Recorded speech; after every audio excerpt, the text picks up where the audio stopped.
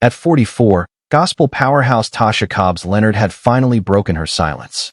For years, she had stayed quiet while people whispered, speculated, and created stories about her marriage. But now, the truth was finally out, and you wouldn't believe what she revealed.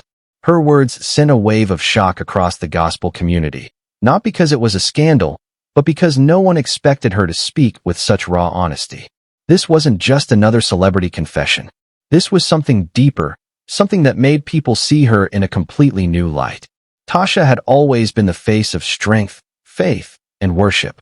Her songs like Break Every Chain and You Know My Name touched millions and gave hope to people struggling in silence. On stage, she looked powerful, glowing with purpose. But behind that stage light, there was a quiet storm brewing for years, a storm she never let anyone see. Tasha's story with Kenneth Leonard started like a dream. They met in a way that almost felt divine. Tasha was already rising in gospel music, her voice filling churches and stadiums, her name spreading like fire among worshipers. Kenneth was a talented producer known for his creativity and devotion to God. Their connection wasn't just emotional, it was spiritual. From late-night studio sessions to shared prayers and dreams, everything between them felt like it was written by destiny itself. Everyone around them said their meeting was a kingdom encounter. They were two souls walking in the same divine calling. Soon, their friendship turned into love. Tasha often said Kenneth made her feel safe, a feeling she never took for granted. Around him, she didn't need to be Tasha Cobbs, the gospel star. She could just be Tasha, a woman with faith, fear, and flaws. In 2017, when they finally got married, the world celebrated their union. Their wedding photos went viral, and fans couldn't stop talking about how perfect they looked together. It felt like watching two ministers of God being united, not just in marriage, but in mission. Everyone saw them as a symbol of strength and divine purpose. But that picture-perfect story was only the surface. Behind the smiles and public love, something else had started to grow slowly and silently. As the years passed, the couple seemed different.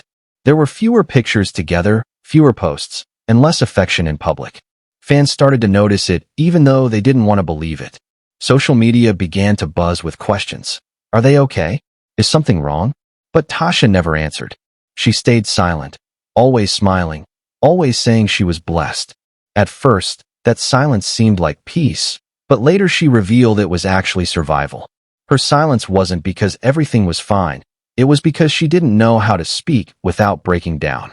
She was trying to protect her marriage, her ministry, and her image all at once. But while she was doing that, she was slowly losing herself. Destiny took an unexpected turn when she realized that silence was no longer strength. It had become a prison. Tasha finally opened up about what those years were really like. She admitted that the pressure of being a perfect woman of God became too heavy to carry. She said she often felt like she was living two lives, one for the world and one behind closed doors. The world saw a confident worship leader, but inside she was fighting a battle she didn't even have words for. The expectations of fame, the responsibilities of ministry, and the struggle to keep her marriage strong all became too much. What made her confession different was that she didn't blame anyone, not her husband, not fame. Instead, she confessed that she too was human. She felt trapped between the expectations of the church and the reality of her pain. People wanted her to be a symbol of faith, but she was just a woman trying to survive. Her silence, she later said, was not a sign of peace. It was fear. Fear of judgment. Fear of disappointment. Fear that people would lose faith if they knew what she was really going through. But Tasha admitted that the image of perfection she was trying to protect was the very thing that was breaking her. She said she cried more than she ever had, but every time she wanted to speak, something inside her whispered, "You can't. People expect you to be strong." As the years went by, that inner conflict grew heavier. She carried the weight of her fame, her faith, and her failing strength, all while smiling on stage and leading others in worship. Fans saw her as unshakable, but they had no idea how fragile she felt inside. She once said, "People think worship leaders have it all together, but sometimes we are the ones most in need of healing." There came a point when the silence became louder than any argument. Days would pass, and even though she and Kenneth were under the same roof, their hearts felt miles apart. She admitted that there were times she would sit alone after church, wondering if the people cheering for her on stage had any idea how broken she felt inside. The woman who sang about breaking chains had become trapped in her own. She wasn't angry or bitter. She was just tired. Tired of pretending, tired of performing, tired of carrying expectations no human could hold forever. She said she felt like a glass filled to the brim, and one more drop of pressure would make it all spill over.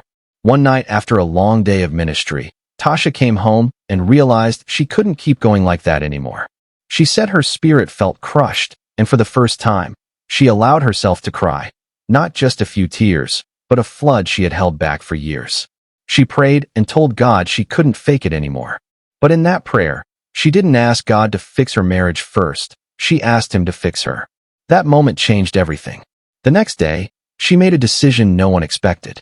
Instead of hiding behind her busy schedule, she stepped back from a few projects. She said she needed to breathe. During that break, she began to notice things she had ignored for years: the exhaustion, the distance, the emotional disconnect. It wasn't just marriage trouble. It was two people who had spent so much time serving others that they had forgotten how to serve each other. She didn't point fingers. She said both of them had slowly drifted into survival mode, each thinking they were doing the right thing. Tasha admitted that she started to question herself painfully. Was she failing as a wife while succeeding as a worship leader? Was she giving so much to the world that she had nothing left for her home? Those questions haunted her. Sometimes she would finish a powerful worship set, go backstage, and feel completely empty inside. She called it the quiet after the praise. Even Kenneth, the man who had always been her rock, was struggling too. He wasn't her enemy.